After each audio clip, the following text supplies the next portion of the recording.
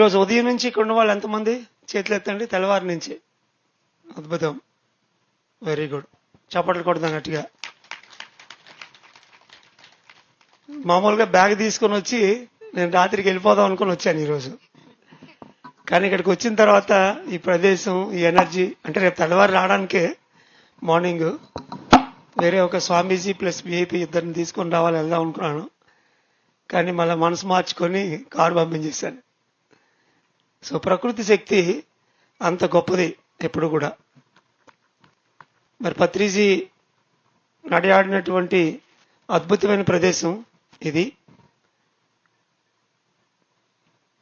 ప్రారంభంలో ఎన్నోసార్లు సార్తో పాటు ఇక్కడ ప్రోగ్రాం ఉన్నప్పుడు, లేనప్పుడు, ఇక్కడికి వచ్చినప్పుడు అనేక సందర్భాల్లో ఆయన దగ్గర నుంచి ఈ ధ్యాన ఆరోగ్య సూత్రాలని, ప్రకృతి నుంచి ఎలా మనం అభివృద్ధి చెందాలి అనే విషయాలు చాలా కూలంకషంగా చర్చించి తెలుసుకోవడం జరిగింది. నిజానికి ఈరోజు మనం ఈ ప్రకృతి వ్యాలీ పేరిట ఇలా ఏర్పాటు చేసుకున్నటువంటి పెద్ద పెద్ద పిరమిడ్ క్షేత్రాలు ఏవైతే ఉన్నాయో వాటిలో మనం, నాకు అర్థమైనంత వరకు, ఒక 10 పైసలు మాత్రమే మనం ఇప్పుడు ఇంకా చూస్తున్నాం. మున్ముందుకి అవి ఎంత అద్భుతంగా ఆరోగ్యం దగ్గర నుంచి మోక్షం వరకు, మరి ఒక బృందావనం లాగా, లేదా ఏదైతే మనం మామూలుగా దేవలోకం, అక్కడ అన్ని ఏది కావాలంటే దొరుకుతుంది, ఎంతో ఆనందంగా ఉండొచ్చు అని మనం ఒక దేవలోకం కోసం మాట్లాడుకుంటాము. భవిష్యత్తులో ఈ పిరమిడ్ శక్తి క్షేత్రాలని అలా మారుతాయి అనడానికి ఎలాంటి సందేహం లేదు. అభివృద్ధి అనేది ఎటువైపు అయినా కానీ రోజు రోజుకి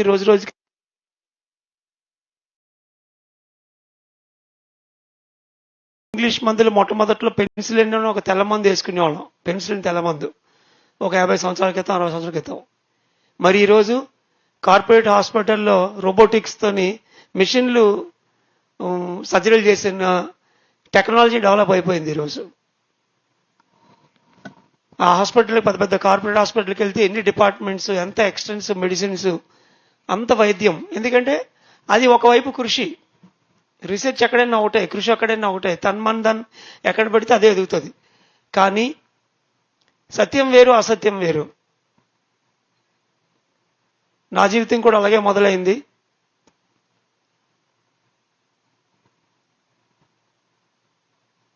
మొట్టమొదటి చిన్నప్పుడు అనుకున్నాను నేను. అప్పటికి అలా అనుకోవడం కూడా నేను అనుకోలేదేమో, ఎందుకంటే అనుకోవాలని కూడా మనకు తెలియదు కదా. వయసులో 6, 7, 8, 9 సంవత్సరాలు తరగతులు చదువుతున్నప్పుడు ఒక గొప్ప డాక్టర్ అవ్వాలి, ఒక ట్యాబ్లెట్ వేస్తే జబ్బులన్నీ తగ్గిపోవాలి, తలకాయ నుంచి క్యాన్సర్ దాకా అన్ని తగ్గిపోవాలి అని. తలకాయ నొప్పి నుంచి క్యాన్సర్, అన్ని జబ్బులు ఒకే ట్యాబ్లెట్, పైసా ఖర్చు అవ్వకూడదు. అలా అనుకున్న ఆలోచన నుంచి మరి ఎంబీబీఎస్ చాలా కష్టపడి పూర్తి చేసిన తర్వాత దీంట్లోకి వచ్చాక ఒక గ్రూప్ ఆఫ్ డాక్టర్స్, మేము పల్లెటూరు నుంచి వచ్చిన అందరం కలిసి మాట్లాడుకునేవాళ్ళం. ఎంతవరకు ఎంబీబీఎస్తో మనం వెళ్తే పల్లెటూరులో మనం ప్రాక్టీస్ చేయగలము, నిజంగా మనకి ఎంతవరకు సాటిస్ఫాక్షన్ ఉంటుంది ప్రాక్టీస్లో అని. ఆ పరిస్థితుల్లో మరి పత్రిగారు పరిచయం అవటం, ఎన్నో చేదు లెసన్స్ దగ్గర నుంచి మరి దగ్గరుండి కూర్చోబెట్టి చిలక చెప్పినట్టుగా చెప్పడం దగ్గర నుంచి అన్ని లెసన్స్ తీసుకున్న తర్వాత ఒక పెద్ద మలుపు ఏంటంటే, పత్రిగారు ఒక స్పిరిచువల్ హెల్త్ అని ఒక పాంప్లెట్ ఇచ్చారు. అందులో ఆయన చెప్పింది ఏంటంటే, మనందరం కూడా energy, consciousness and wisdom units, ECW, అంటే ప్రాణశక్తి సహిత చైతన్యపు ముద్దలము. ప్రాణశక్తి ఉంది మనలో, చైతన్యం ఉంది, and balls. So energy, consciousness, balls అంటే కేవలం శరీరం అనుకుంటాం మనం, ఈ రక్త మాంసాలతో ఉన్న శరీరం అనుకుంటాము. అది కాదు. అది ప్రస్తుతం ఉన్నటువంటి వైద్య విధానం, వైద్య శాస్త్రం కేవలం శరీరం అనుకుని వైద్యం చేస్తుంది. కానీ ఇక్కడ ఆధ్యాత్మిక శాస్త్రం ఏం చెప్తుంది అంటే, మనలో శక్తి ఉంది, చైతన్యం ఉంది, దీంతో మనం నిర్మితమై ఉన్నాము అని. జ్ఞానం కూడా ఉంది. ఎప్పుడైతే వీటిల్లో అంటే శక్తి సన్నగిలినా, చైతన్యం తగ్గినా, మనలో బుద్ధి మందగించినా, దానివల్ల ఏమవుద్దంటే మనలో ఉన్నటువంటి ఆ ప్రాణమయ శక్తి నాడుల్లో బ్లాక్స్ ఏర్పడతాయి. వేరువేరు చోట్ల చక్రాస్ క్షీణిస్తాయి. శక్తి పరంగా కానీ, సైజు పరంగా కానీ, రంగు కానీ మారిపోతాయి. ప్రాణశక్తి ఇచ్చే మన చక్రాస్. ఎప్పుడైతే ఒక చక్ర రాంగ్ ప్లేస్లోకి వెళ్ళినా, కలర్ తగ్గినా, ఇమ్మీడియట్ గా దాని ఇంపాక్ట్ అక్కడ ఉన్న గ్రంథి మీద పనిచేసి ఆ ప్రాంతంలో మనకి అనారోగ్యం అనేది శరీరం మీద కలుగుతుంది. ఇది ఒక డిసీజ్ స్టోరీ. మరి దీనికి ఎన్ని రకాల వైద్య విధానాలు అయితే ఉన్నాయో, ఇంగ్లీష్ వైద్యం, అల్లోపతి, హోమియోపతి, ఆయుర్వేదం, Unani, reiki, pranic healing, gem therapy, chromotherapy, hypnotherapy, flower Bach therapy, యోగాసనాలు, ఎన్నో వైద్య విధానాలు ఉన్నాయి. ఈ వైద్య విధానాల్లో అవన్నీ పనిచేస్తున్నాయి, పని చేయట్లేదని కాదు. అవి పని చేయకపోతే మరి ఎందుకు మనం ఇన్ని మందులు వాడతాం? కానీ వాటిలో లోపం వల్ల ఏంటి అంటే అందులో శాకాహారం లేదు, ధ్యానం లేదు, ఆత్మశాస్త్రం లేదు. ఈ మూడు లేవు అసలైనవి. ఎందుకంటే మనం అనగానే శరీరం ఒక్కటే కాదు. ఇప్పుడు చెప్పిన వైద్య విధానాలన్నీ ఈ శరీరానికి మహా అయితే ప్రాణమయ శరీరం వరకు వెళ్తాయి, ఆ హీలింగ్ సిస్టమ్స్ అన్నీ. కానీ అది కాకుండా మన స్టోరీ ఇంకా పైన ఉంది. 7 కొండల వాళ్ళలాగా 7 శరీరాలకి మనం అధిపతులుగా ఉన్నాం. ఇక్కడ స్థూల శరీరం ఇది భౌతికంగా మనకు కనబడుతుంది, దీనికి భోజనం పెడతాము. దీనిపైన ప్రాణమయ శరీరం అంటే సూక్ష్మంగా ఉన్నటువంటి నాడులు, చక్రాలు కలిపి లోపల ప్రాణమయ శరీరం ఉంది. ఏదైతే ధ్యానం మనం చేస్తున్నామో ఆ ధ్యానంతో వచ్చిన శక్తి ఆ నాడులను శుభ్రపరచడం ద్వారానే మనం ఆరోగ్యాన్ని పొందగలుగుతున్నాం. వారం 10 రోజులు ధ్యానం చేస్తే చాలు, వాడికి ఎక్కడో దగ్గర ఆటోమేటిక్గా ఉపశమనం స్టార్ట్ అయ్యి అరే చాలా బాగుంది, ఒళ్ళు తేలిగ్గా ఉంది అని అనుకుంటారు. ఇక్కడికి వచ్చిన వాళ్ళు ధ్యానం ఒక 40 రోజులు చేసిన తర్వాత శరీరం చాలా తేలిగ్గా ఉంది, ఆరోగ్యపరంగా కుదిరిపడింది అని వాళ్ళందరూ చేతులు ఎత్తండి ఒకసారి. That is what. Thank you. So అది ప్రారంభ అనుభవం. ఎందుకంటే మన ప్రాణ శరీరాన్ని మనం శుభ్రపరుస్తున్నాం ఆ ధ్యానంతో. దానిపైన మనోమయ శరీరం అంటే మన ఆలోచనలు, ఆ మనోమయ కోసం ఉంది. అదే పడుకుంటే కళల రూపంలో సూక్ష్మ శరీరంగా బయటకు వస్తుంది, నేచురల్ బాడీ. అది 3rd బాడీ. అది అందులో ఈ జన్మ నుంచి మనం నేర్చుకున్నటువంటి ఎన్నో విషయాలు, మంచి చెడు అన్ని ప్రింట్స్ ఉంటాయి దాంట్లో. దానిపైన విజ్ఞానమయ శరీరము, స్పిరిచువల్ బాడీ ఉంది.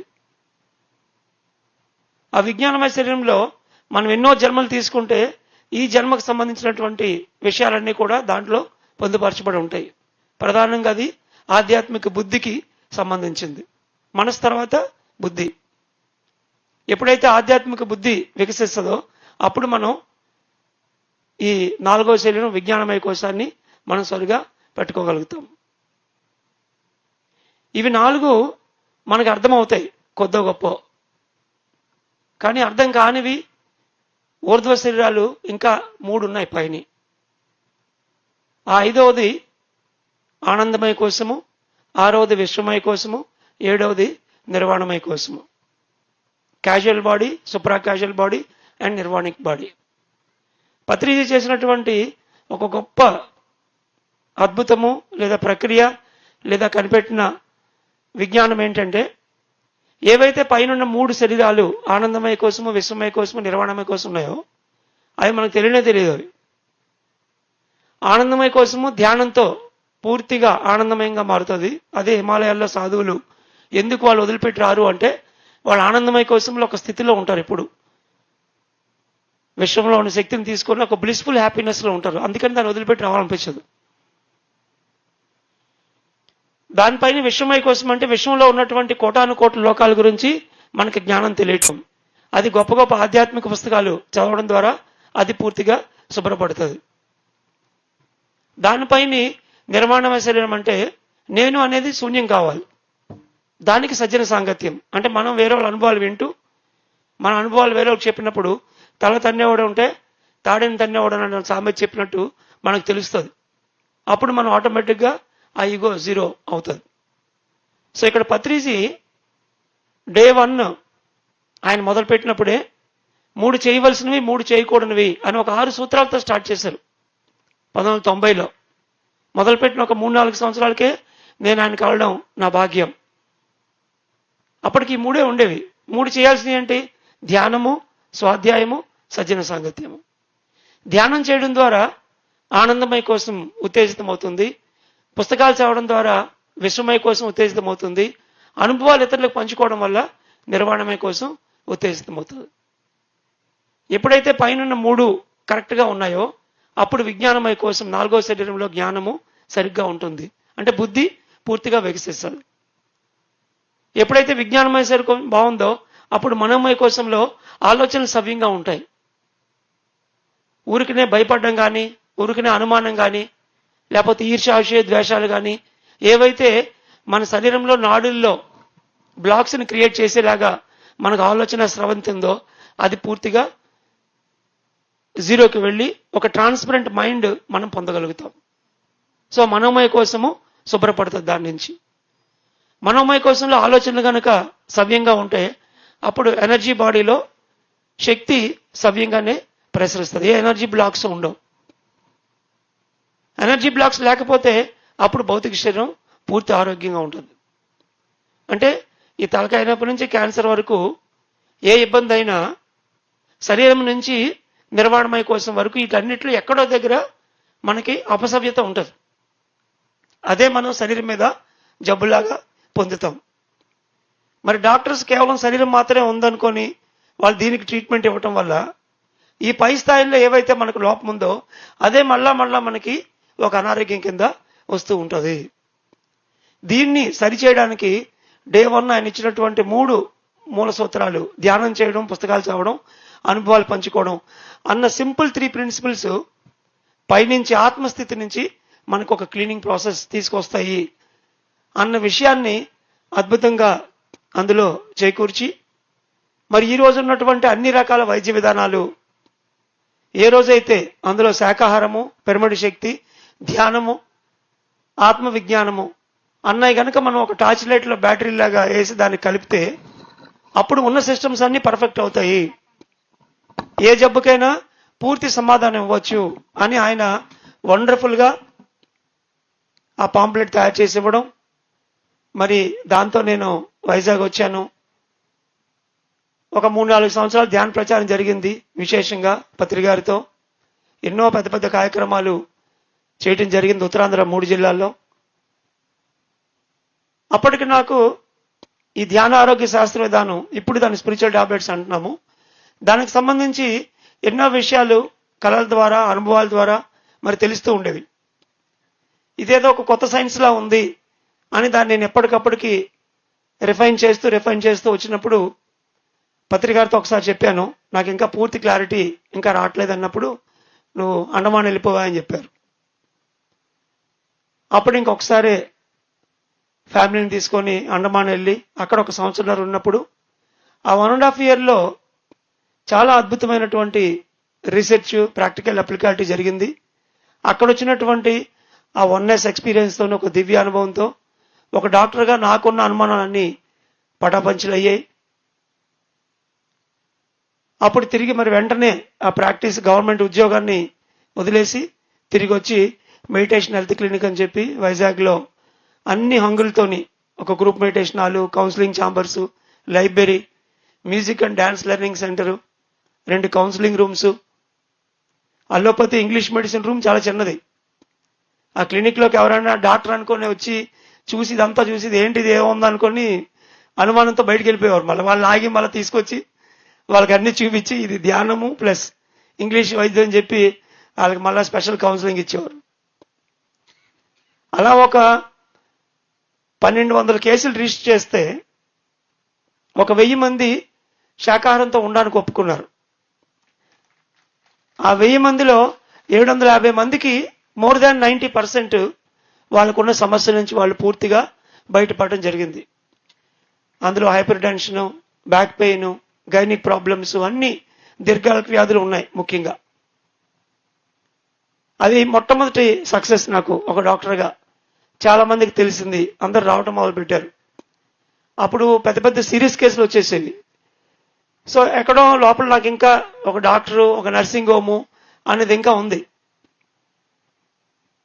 మొదటి నుంచి నా ఆలోచనే అది, డాక్టర్ అవ్వాలి, పల్లెటూరులో ఒక నర్సింగ్ హోమ్ పెట్టి అందరికీ కూడా వైద్యం చాలా తక్కువలో ఈజీగా చేయాలి అని.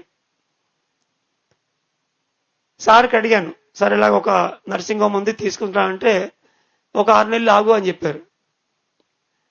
అది నాకు అస్సలు లోపల ఇష్టం లేదు.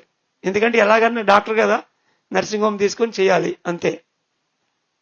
ఆయన చెప్పడం వల్ల 2 రోజులు ఆగాను. 2 రోజులు ఆగడం వల్ల నాకు ఒక 50,000 రూపాయలు కలిసి వచ్చాయి. ఎందుకంటే అది 6 లక్షలు చెప్పారు.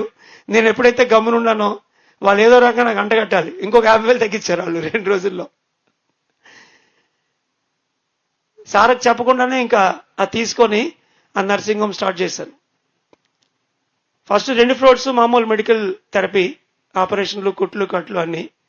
కానీ టాప్ ఫ్లోర్ పూర్తిగా ఈ ధ్యాన ఆరోగ్య శాస్త్ర విధానానికి సంబంధించి బెడ్లకే పిరమిడ్లు, ట్రీట్మెంట్ అంతా. ఈ విషయాన్ని మీకు ఎందుకు చెప్తున్నానంటే దానికి ఈ ప్రకృతి వ్యాలీకి మనం అందరం ఇక్కడ కలుసుకోవడానికి చాలా కీలకమైన సంబంధం ఉంది. ఆ పైని ఊరికే ఒక బెడ్ ఛార్జ్ ఒక 100 రూపాయలు అంతే. వాళ్ళు వచ్చి ఇక్కడ 4 రోజులు 2 నెలలు అలా ఉండేవారు, చాలా సీరియస్ ప్రాబ్లమ్స్ ఉన్నవాళ్ళు. ఏ రాత్రి పూట లేచినప్పుడు నేను పగలంతా నర్సింగ్ హోమ్ చూసుకొని రాత్రి కొద్దిసేపు వాళ్ళ దగ్గర స్పెండ్ చేసేవాడిని. డే టైము అద్భుతంగా మన మాస్టర్స్ ఉండి గంటలు వాళ్ళకి ధ్యానం చేయించేవాళ్ళు. Cancer cases, severe back pain, severe joint pains, autoimmune disorders, AIDS కేసులు, విపరీతమైన ముడుకులు నొప్పి, ఇంకా అది ఆపరేషన్ చేస్తేనే కానీ అవ్వదు, పూర్తిగా దుమ్ములు ఎరిగిపోయి అనుకున్నవి, అట్లాంటివన్నీ అడ్మిట్ చేసి 1-2 నెలలు వాళ్ళకి పూర్తిగా ధ్యానంలో ఉంచినప్పుడు ఆస్ట్రల్ సర్జరీ, సూక్ష్మ శరీరంలో జరిగే శస్త్రచికిత్సలు కూడా జరిగి నీ ప్రాబ్లమ్స్ దగ్గర నుంచి రకరకాల సమస్యలతో వచ్చిన వాళ్ళకి 300 కేసులు అడ్మిట్ చేస్తే అందులో 95 కేసెస్ వరకు కంప్లీట్ గా సక్సెస్ అయ్యాయి. అది దాదాపు ఒక 3 years రీసెర్చ్ అనుకోవాలి. అప్పటికి నాకు నర్సింగ్ హోమ్ ఎక్స్పాండ్ అయింది, నెలకు 1 లక్ష రూపాయలు వస్తున్నాయి. కానీ ఈ టాప్ ఫ్లోర్ లో ఏదైతే పూర్తిగా ఒక ఆధ్యాత్మిక వాతావరణంలో శాకాహారంలో ఉంచి, ఎందుకంటే టాప్ ఫ్లోర్ అంతా వెజిటేరియన్, ఒక డాక్టర్లు తప్ప ఇంకెవరు నాన్ వెజ్ బయటకు రాకూడదు, అంత స్ట్రిక్ట్ వెజిటేరియన్ వాతావరణం. అంటే గంటల ధ్యానం, పుస్తకాలు, మాస్టర్ సపోర్ట్, కౌన్సిలింగ్. అప్పుడు నాకు ఇంకా ఈ కింద చేస్తుంది ఏదైతే ఉందో ఆ మెడికల్ సిస్టము నాకు అది ఒక రేషన్ డిపోలో మారిపోయింది. బీపీ వచ్చిన వాళ్ళకి, షుగర్ వచ్చిన వాళ్ళకి అలా మందులు రాసి ఇస్తూనే ఉండాలి, ఆపరేషన్లు చేస్తాం, మళ్ళీ ఏదో ప్రాబ్లంతో వస్తూనే ఉంటారు. నాకు అస్సలు ఇంకా దాంట్లో సాటిస్ఫాక్షన్ లేదు. పైది ఇంకా ఆనందంగా అనిపించింది నాకు. అప్పుడు ఇంక ఇంట్లో వాళ్ళకి ఏదో చెప్పి వాళ్ళ సహాయం తీసుకొని ఆ నర్సింగ్ హోమ్ అంతా పీకి 1,50,000కి అమ్మి దాని నుంచి బయటపడ్డాను 2008లో. 1 సంవత్సరం రోజుల్లో ఈ విజ్ఞానం అంతా కలిపి పుస్తకాలుగా రాసి ఉత్తరాంధ్ర మొత్తం ఈ ధ్యాన ఆరోగ్య కేంద్రాలని ఏర్పాటు చేయడం జరిగింది. ఒక 20 సెంటర్స్ ఏర్పాటు చేసి ఇటు తిను నుంచి అటు పలాస వరకు ప్రతి నెల నేను ఆ క్లినిక్లకు తిరుగుతూనే ఉండేవాడిని. టెక్కల్లో ఎక్కడి నుంచి వచ్చారు మాస్టర్లు, చేతులుతారు టెక్కల మాస్టర్స్. నా తలకాయ తినేవారు వీళ్ళందరూ టెక్కలు వచ్చి. టెక్కలి, కాశీబుగ్గ, పలాస, పొందూరు, ఇవన్నీ ఎవ్రీ మంత్ కంటిన్యూస్ గా అక్కడ ఒక ఇన్ఛార్జ్ ప్రతి సెంటర్లో. అలా ఎన్నో కేసెస్ వచ్చినప్పుడు ఇంకా అక్కడి నుంచి ప్రయాణం మొదలైంది ఫుల్ టైం. ఈ ప్రస్థానంలో ఒకరోజు నేను నర్సింగ్ హోమ్ లో ఉన్నప్పుడు రాత్రి 1 గంటకో 2కో లేచాను, నిద్ర పట్టలేదు. అప్పుడు అంతవరకు చేసిన కేసులన్నిటి తాలూకా డేటా తీసి వీళ్ళందరూ ఈ స్పిరిచువల్ టాబ్లెట్స్, ఆరోగ్యం లేకపోతే, పత్రికారు లేకపోతే, ధ్యానం లేకపోతే వీళ్ళ ఫేట్ ఏ రకంగా ఉంటది అని చెప్పి డబ్బులు లెక్కేసాను అనమాట, ఎంత ఖర్చు పెడతారు వాళ్ళని. ఇప్పుడు నడునొప్పి కేసులే 110 మందిలో 60 మంది సర్జరీ అవ్వాలి ఖచ్చితంగా వాళ్ళకి, ఎంఆర్ఐ, సిటీ అయిన వాళ్ళు. అప్పట్లోనే దాదాపు ఒక 60,000 ఉండేది సర్జరీ చేయాలంటే, మినిమం 40,000, మాక్సిమం 60,000. సో 60 × 60 వేసుకోండి, 60,000 × 60. అలా లెక్కేస్తే ఆ మొత్తం వైద్యం, ఆ 1000 మందికి అందించిన వైద్యం ఏదైతే ఉందో అది దాదాపు 13 కోట్ల రూపాయలు వచ్చింది. 13 crores. అంటే వాళ్ళు ధ్యానం చేయకుండా ఉంటే జీవితం పూర్తి అయ్యేటప్పటికి ఆ 13 కోట్ల రూపాయలు డబ్బులు ఖర్చు పెట్టాలి వాళ్ళందరూ. సర్జరీలకి, ఆపరేషన్లకి, డాక్టర్లకి, మందులకి, టెస్టులకి. మరి బాధ ఎంత ఉంటుంది పైగా దాంతోపాటు. ఈరోజు మనం ఇంత చక్కగా వచ్చి 10 రోజుల పాటు ఇక్కడ ఉండి శాకాహార భోజనం తీసుకొని ఉచితంగా మనం ఇక్కడ అకామిడేషన్లో ఉంటూ ప్రకృతి శక్తిని మనం తీసుకొని పిరమిడ్ శక్తిని తీసుకుంటూ మాస్టర్ సందేశాలు తీసుకుంటూ ఎక్కడెక్కడి నుంచో వచ్చిన అందరి నుంచి మీరు సజ్జన సాంగత్యం చేస్తూ ఈ 10 రోజుల్లో మీరు ఏదైతే ఆరోగ్యం పొందుతారో దానికి అసలు వెలగట్టలేము. బయట వాళ్ళు ఎవరికి అది అర్థం కూడా కాదు.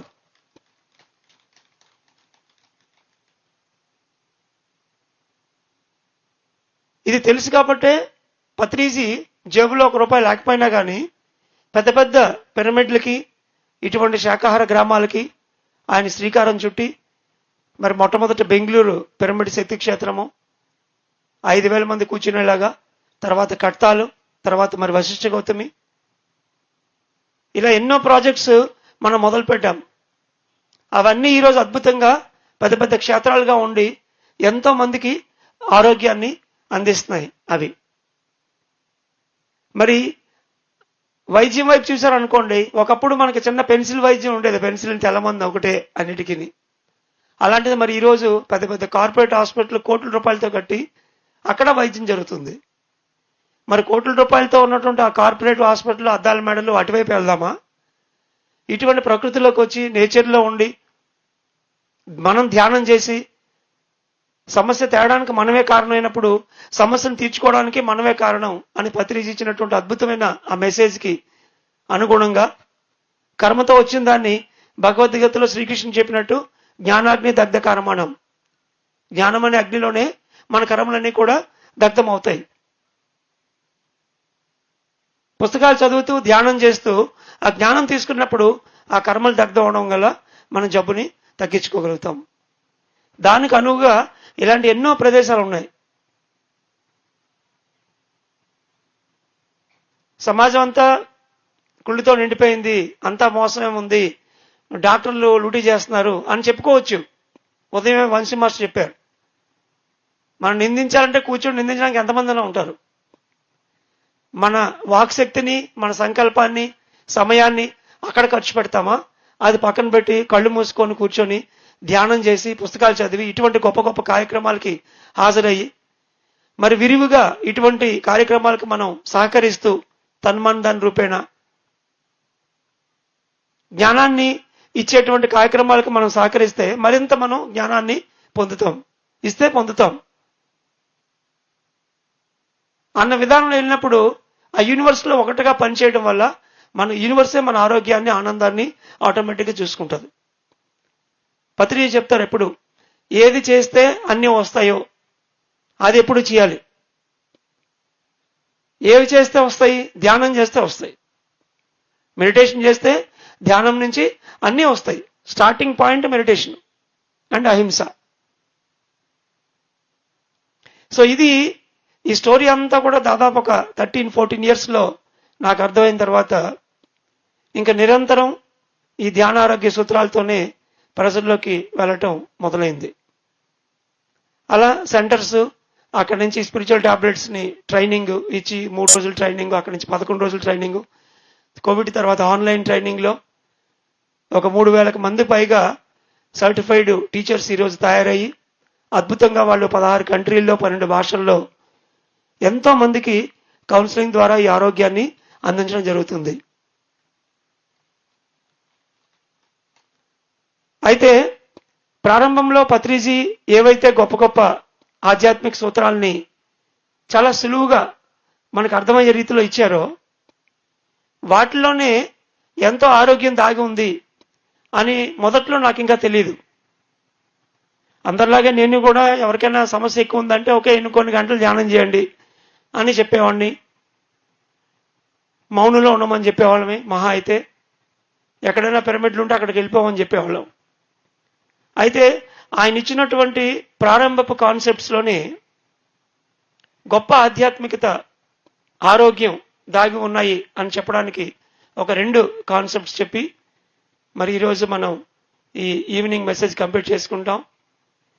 ప్రతిరోజు ఎన్నో స్పిరిచువల్ టాబ్లెట్స్ యొక్క అంశాలని నేను నాతో పాటు ఉన్న సీనియర్ మాస్టర్స్ ఈ వేదిక మీద పంచుకుంటారు.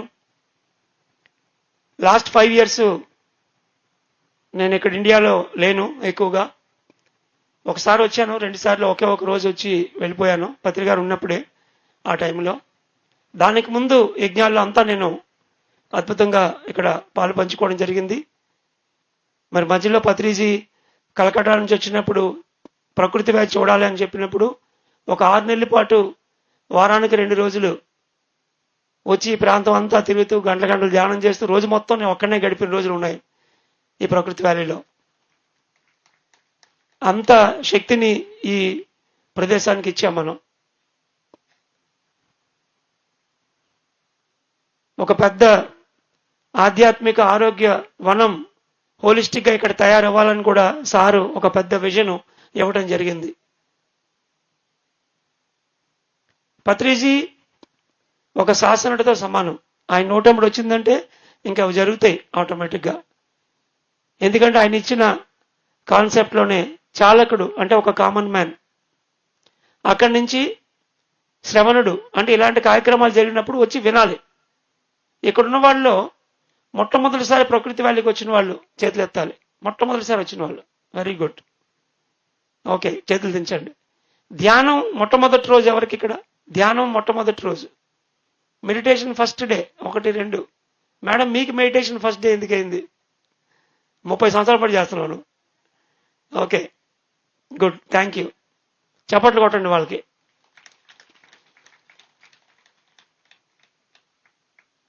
ఎక్కడైనా ఒక ధ్యాన కార్యక్రమం ఒక మంచి విషయం అవుతున్నప్పుడు ఈ కామన్ మ్యాన్ అంటే చాలకుడు అలా తిరుగుతుంటాడు. చాలకుడు అంటే డబ్బు గురించి, పేరు ప్రతిష్టల గురించి, జీవితం అర్థం కాక వాడు మొట్టమొదటి వినాలి. ఇక్కడికి వచ్చి విన్నవాడు శ్రవణుడు అవుతాడు. విన్న తర్వాత ఏమవుతుంది, కొద్ది రోజులకి వాడు గ్రాహకుడు అవుతాడు, విషయాన్ని గ్రహిస్తాడు. ఇందాక మేడం చెప్పారు, ఎంత చక్కగా చెప్పారు. తెలుగు వచ్చి రాకుండానే ఆవిడ అనుభవం వండర్ఫుల్గా చెప్పారు. ఆవిడ ఎలాగా ఆవిడకి ఆరోగ్యం తగ్గిందని. అలా 10 మంది అనుభవాలు విన్నప్పుడు మనం ఆ విషయాన్ని గ్రహిస్తాం ఆటోమేటిక్గా. ఈ గ్రాహకుడు విషయాన్ని గ్రహించిన తర్వాత కొన్నాళ్ళు పోయిన తర్వాత విషయం ఏం తెలిసింది కదా, నేను సాధన చేస్తే నాకు వస్తాయి అని వాడు సాధకుడు అవుతాడు. అంటే గ్రాహకుడు సాధకుడు అయ్యాడు. ఈ సాధకుడు కొన్నాళ్ళు సాధన చేసిన తర్వాత అనుభవాలు పొంది ఎప్పుడైతే వాడికి దాని తాలూకా రిలీఫ్ వచ్చిందో, ఫలితం వచ్చిందో, అప్పుడు ఇది 10 మందికి చెప్పాలి కదా, నాలాగా ఎంతో మంది బాధపడుతున్నారు అని ఆ గ్రామంలో ఉన్న అందరికీ, పట్టణంలో ఉన్న అందరికీ, దేశంలో ఉన్న అందరికీ చెప్పడానికి వాడు ఉపక్రమిస్తాడు. అప్పుడు సాధకుడు కాస్త బోధకుడు అవుతాడు. బోధకుడు కనుక కొన్ని సంవత్సరాల పాటు బోధనలో ఉంటే వాళ్ళు శాసనలో అవుతారు. అంటే గౌతమ్ బుద్ధుడు ఒక శాసనుడు, పత్రిజీ ఒక శాసనుడు. ఆ శాసనుడు స్ట్రిక్ట్కి వెళ్తారు, ఎందుకంటే వాళ్ళు ఏదైనా చెప్తే అది జరుగుతుంది ఆటోమేటిక్గా. ఇదంతా సింపుల్ కాన్సెప్ట్. చాలకడగా ఉన్న కామన్గా ఉన్నాడు ముందు వినాలి, శ్రవణుడు అవ్వాలి. మనం అంటాం కదా, నువ్వు ముందు చెప్పింది వినరా బాబు అంటాం అవతలకి. వింటేనే కదా బోధపడుతుంది. అందులో ఏమి లేదని చెప్పి నా మాలన వెళ్తానంటే వాడిని మనం ఏం చేయలేము. అద్భుతంగా మనకి పిఎంసి ఛానల్ ఉంది. రోజు ఇంట్లో ఛానల్ ప్లే చేయండి, వాళ్ళు వినాలి ముందు బాగా. ఆ వినగా వినగా వినగా విషయాన్ని గ్రహిస్తారు.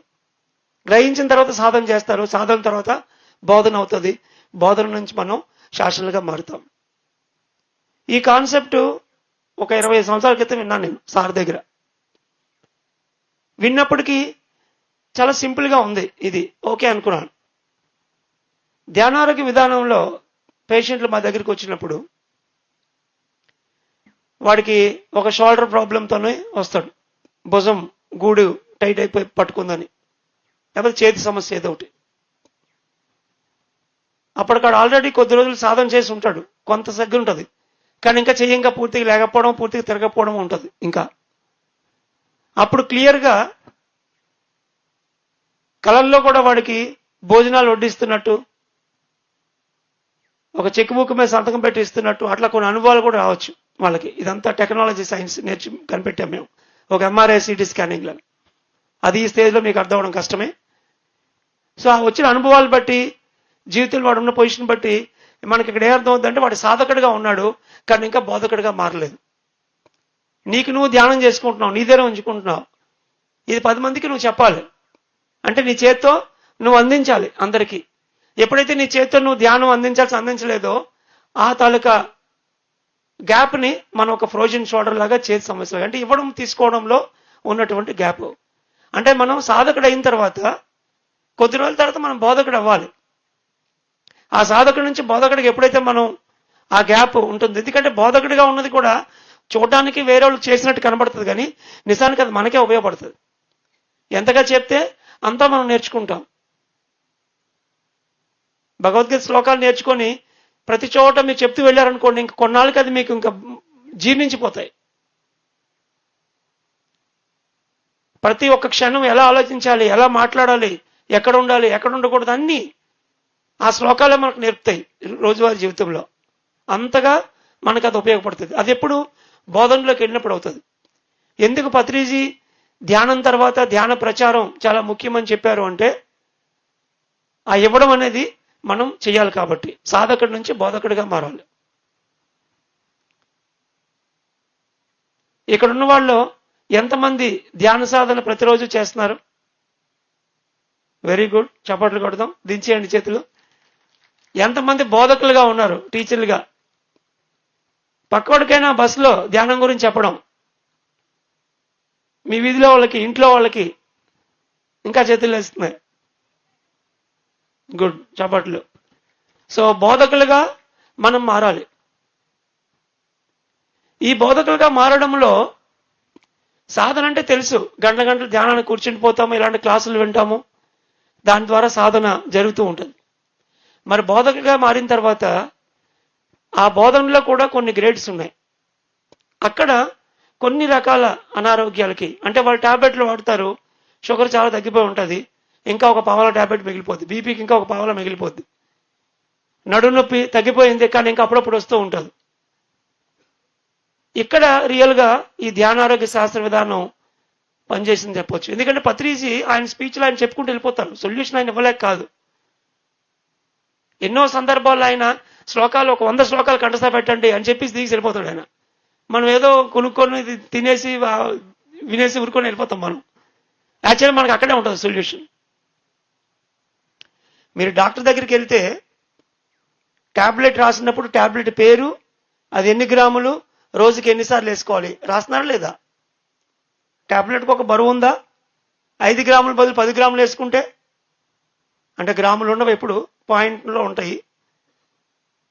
ఎలాగైతే శరీరానికి ఇచ్చే ట్యాబ్లెట్కి ఒక వెయిట్ ఉందో, అలాగే ధ్యానంలో ఆరోగ్యాన్ని మనం తగ్గించుకోవాలి అంటే ఎంత చేయాలో అంతా చేయాలి.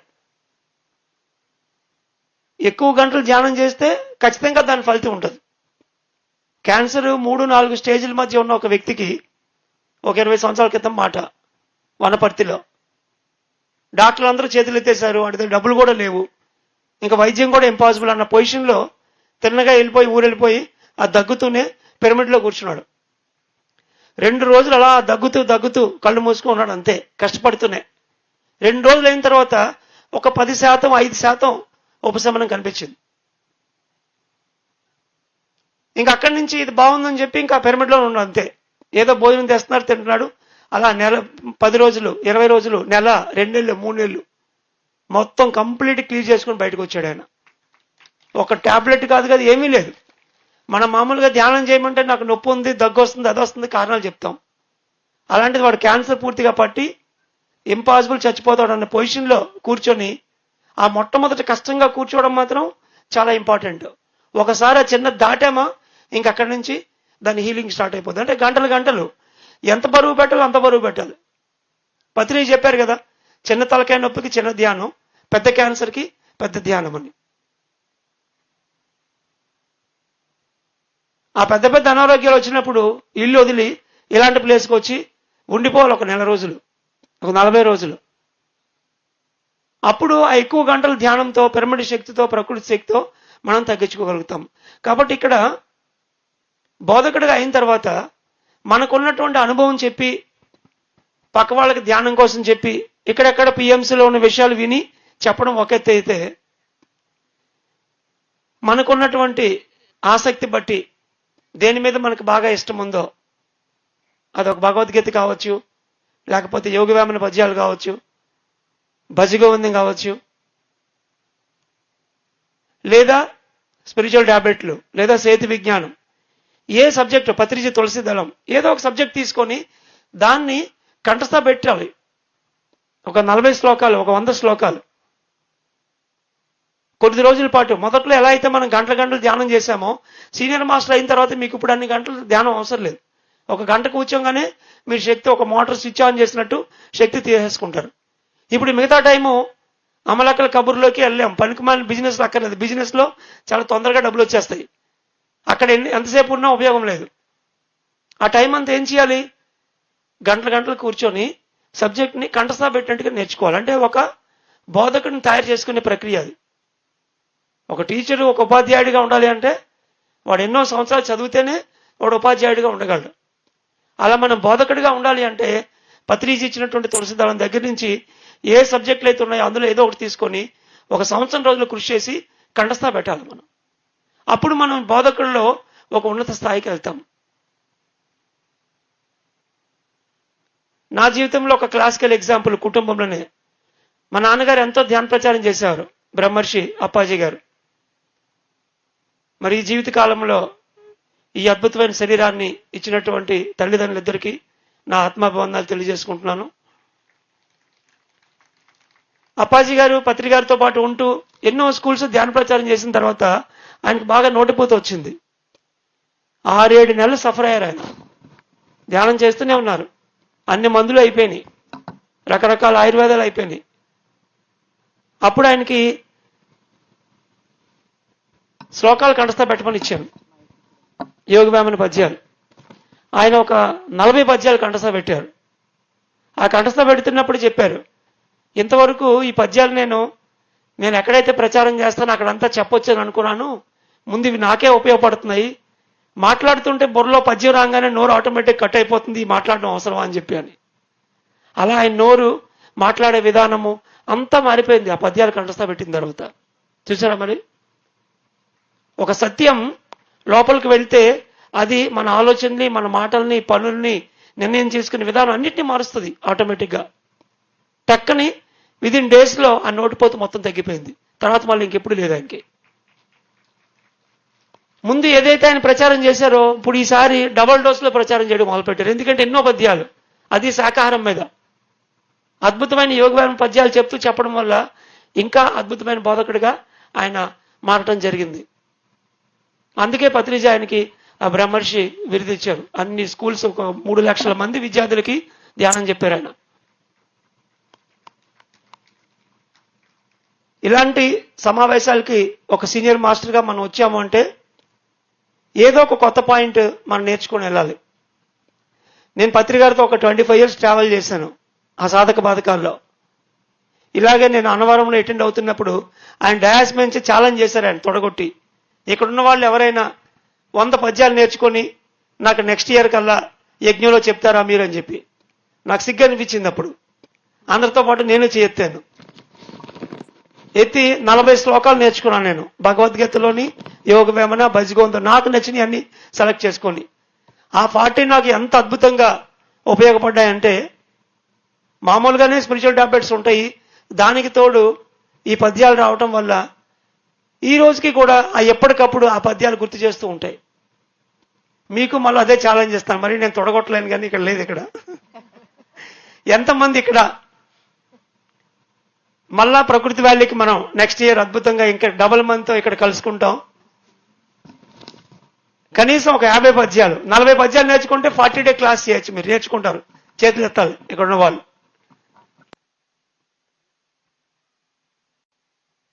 చప్పట్లు కొట్టండి వాళ్ళందరికీ. మళ్ళా మన స్టోరీలోకి వద్దాం. మిగిలిపోయిన పావలా టాబ్లెట్, అప్పుడప్పుడు పలకరించే నడునొప్పి, ఎగురుతున్న షుగరు, ఇవన్నీ దేంట్లో ఉంటాయంటే బోధకుడిగా అయ్యాం మనం, కానీ ఆ బోధనా స్థాయిలో ఇంకా పరిపక్వత చెందాలి. అవతల వాడికి ఎలా అవసరమో అలా చెప్పగలగాలి. మనకు వచ్చిన అనుభవం చెప్తే ఆ అనుభవానికి అందరూ కరెక్ట్ అవ్వాలని లేదు. వాడు ఇంకొక రకమైన జీవితంతో వస్తాడు, మనం ఒక రకమైన జీవితంతో వస్తాం. అదే మనం ఏదైతే జ్ఞానం ఉందో దాన్ని కండస్థా పెట్టినట్టుగా సబ్జెక్ట్ నేర్చుకొని అది రెడీగా ఉందనుకోండి, అప్పుడు వాడు ఎక్కడి నుంచి మాట్లాడినా వాడికి మనం సమాధానం చెప్పగలుగుతాం. ఒక శాస్త్రం నుంచి చెప్పడం వల్ల వాడికి కొట్టినట్టుగా అర్థమవుతుంది.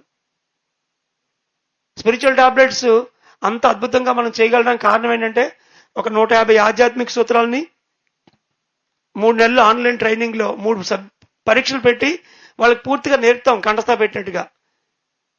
దానివల్ల ఎంతో సబ్జెక్ట్ ఉంటుంది వాళ్ళ దగ్గర.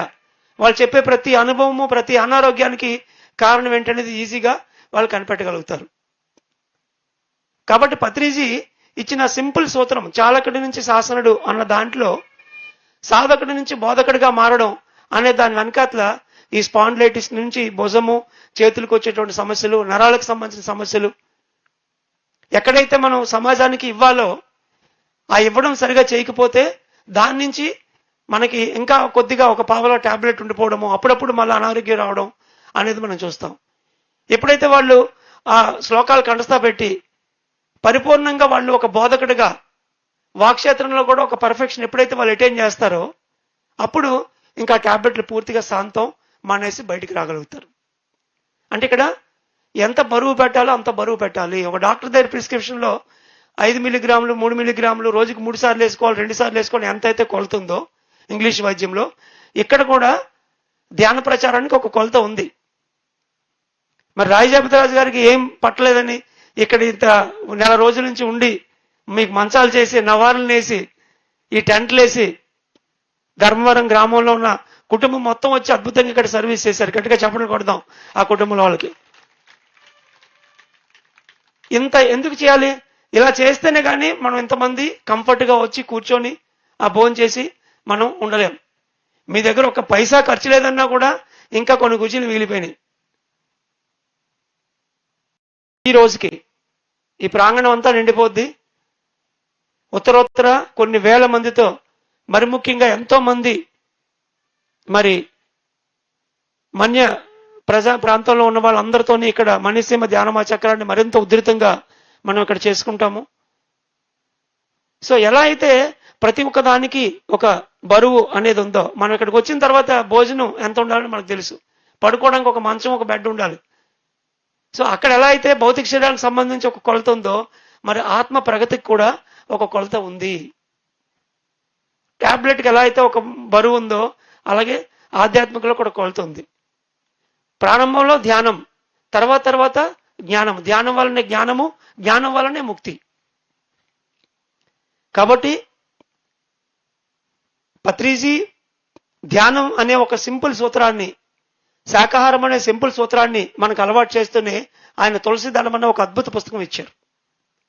దాంట్లో గొప్ప గొప్ప ఆధ్యాత్మిక శాస్త్రవేత్తల దగ్గర నుంచి అన్ని రకాల విషయాలు కూడా దాంట్లో ఒక్కొక్క పేజీలో పొందుపరిచారు ఆయన సంగ్రహంగా.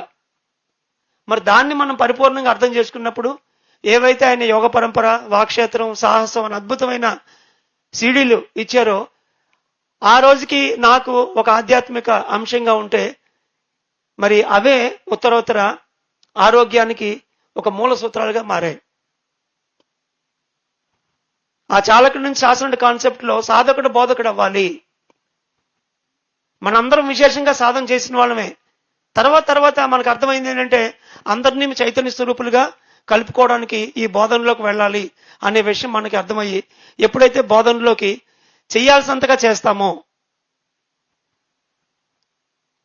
ఆ పరిమాణంలో కూడా మనం పరిపూర్ణంగా ఉన్నప్పుడు ఎలాంటి అనారోగ్యాన్ని పూర్తిగా కోకటి వేళతో మనం తీసేయగలము. సీనియర్ మాస్టర్స్ గా ఇంకా కొద్ది గొప్ప ఉంటున్నాయంటే ఎందుకు ఉంటాయి అంటే, ఎంత బరువు పెట్టాలో అంత బరువు పెట్టుకోవడం. ఆ బోధకుడి స్థితిలో మనం ఎంతో సబ్జెక్ట్ ని కంఠస్థా పెట్టినట్టుగా నేర్చుకొని రోజు ఉదయం లేచిన తర్వాత 1-20 సార్లు రాసేయడమే, గుర్తు లేకపోవడం ఉండదు. మతిమరుపు అనేది ఎందుకు వస్తుంది? పనికొచ్చే పని చేయకపోతే మతిమరుపు వస్తుంది. దానివల్ల మతిమరుపు వల్ల కర్మలు తక్కువ చేసి కర్మ తగ్గుతుంది. శరీరంలో ఒక సెట్టింగ్ అది మతిమరుపు అనేది. యాక్చువల్గా అది మంచిదే. ఎప్పుడైతే మనం సబ్జెక్ట్ కంఠస్థా పెట్టినట్టు నేర్చుకొని 10 మందికి చెప్పడం మొదలు పెడతామో మళ్ళా మతిమరిపోయి మళ్ళా మామూలుగా యథావిధిగా మన బ్రెయిన్ తెచ్చుకుంటాం. బాడీకి అంత అడాప్టబిలిటీ ఉంది. సో ఈ ధ్యాన ఆరోగ్య శాస్త్ర విధానంలో ప్రధానంగా చేసే విషయం ఏంటంటే, ధ్యానం చేయిస్తూనే వాళ్ళకి జ్ఞానం విశేషంగా రావాలి. జీవిత జయం తెలుసుకోవాలి, జన్మ ప్రణాళిక వాళ్ళకి బోధపడాలి. పత్రిజీ ఏదైతే ఒక మహా ఆశయాలు సహకార జగత్తు, పిరమిడ్ జగత్తు, ధ్యాన జగత్తు ఇచ్చారో దాంట్లో భాగంగా ఎంతైతే మనం చేయాలో అంతా చేయడానికి ప్రయత్నించాలి. మన పిల్లలు అమెరికాలో ఉన్నారు అంటే మనం అక్కడికి వెళ్ళినప్పుడు కూడా అక్కడ ధ్యాన ప్రచారం చేయాలి. ఏ దేశంలో పిల్లలు ఉండాలనేది మనం ముందే జన్మలో నిర్ణయించుకొని వచ్చాం. ఇక్కడ మాత్రమే కాదు, అక్కడ కూడా చేయాలి. అప్పుడే ఆయన ఇచ్చిన ధ్యాన జగత్తు పూర్తవుతుంది. కాబట్టి ఆ ప్రారంభంలో ఇచ్చినటువంటి ప్రతి కాన్సెప్ట్ వెనకాతల ఆరోగ్యం దాగి ఉంది అన్నటువంటి రీసెర్చ్ని ఈ 25 సంవత్సరాల్లో చేయడం జరిగింది. మరి ఈ 10 రోజుల పాటు సాయంత్రం అద్భుతంగా మనం అనేక మంది ధ్యానారోగ్య నిష్ణాతులు నాతో పాటుగా, ఇంకా రేపు ఎల్లుండి కూడా నేను ఉంటాను, చక్కగా మనం మరిన్ని ఆరోగ్య సూత్రాలని ఈ ధ్యానం ద్వారా తెలుసుకుందాం. ఈరోజు ఒక ఉపోద్ఘాతం లాగా, ఒక ఇంట్రడక్షన్ సెట్టింగ్ లాగా చేశాను. రేపటి నుంచి మరి అద్భుతంగా ఆరోగ్యం పొందినటువంటి మాస్టర్స్ ఎలా వాళ్ళు ఆరోగ్యాన్ని పొందారు, ఏ ఆధ్యాత్మిక సూత్రాన్ని అప్లై చేశారు అనే విషయాన్ని కూడా మనం ఇంకా వివరంగా తెలుసుకుంటూ మరి ఈ 10 రోజుల పాటు ఈ ప్రకృతి శక్తిని మరి చక్కగా అద్భుతమైన పిరమిడ్ రూఫ్తోని పిరమిడ్స్ నిర్మించారు. ఆ పిరమిడ్ శక్తి, శాకాహార భోజనం, విశేషంగా సేవ చేసే అవకాశం, ఈ పరిసరాన్ని అంతా మనం శుభ్రంగా ఉంచుకుందాం. అద్భుతంగా అన్నదానంలోని ఎక్కడ అవకాశం ఉంటే అక్కడ మనం సర్వీస్ చేద్దాము. మరి వచ్చిన వాళ్ళు ఎలాంటి కష్టం కలగకుండా, మిమ్మల్ని ఒక పైసా అడగకుండా ఎంత బాధ్యత తీసుకొని చేస్తున్నటువంటి ఈ ప్రకృతి వ్యాలీ యొక్క మేనేజ్మెంట్కి మనం సహకరిస్తూ ఇతోధికంగా మనం ఎంత చేయగలిగితే అంత ధన సహాయాన్ని ఇక్కడ మనం ఇచ్చి వెళ్దాము. ఎక్కడైనా ఏదైనా హుండీలో వేస్తే ఆ డబ్బులు ఎక్కడికి వెళ్తాయో నాకు తెలియదు, మీకు కూడా తెలుసు. కానీ ఇక్కడ మనం ఇచ్చే ప్రతి రూపాయి కూడా ఈ జ్ఞానాన్ని, ధ్యానాన్ని పెంచడానికి, కొన్ని వేల కోట్ల మందికి ఆరోగ్యాన్ని ఇవ్వడానికి ఉపయోగపడతాయని మాత్రం ఖచ్చితంగా నేను ఒక డాక్టర్గా చెప్పగలను. ఈరోజు మనం ఆరోగ్యం పొందాము అంటే ఇందాక నేను చెప్పిన 13 కోట్ల రూపాయల క్యాలిక్యులేషన్. పత్రి గారు మనకి వెలకట్టలేని ఆరోగ్యాన్ని మనకి జీవితం అంతా ఇచ్చారు.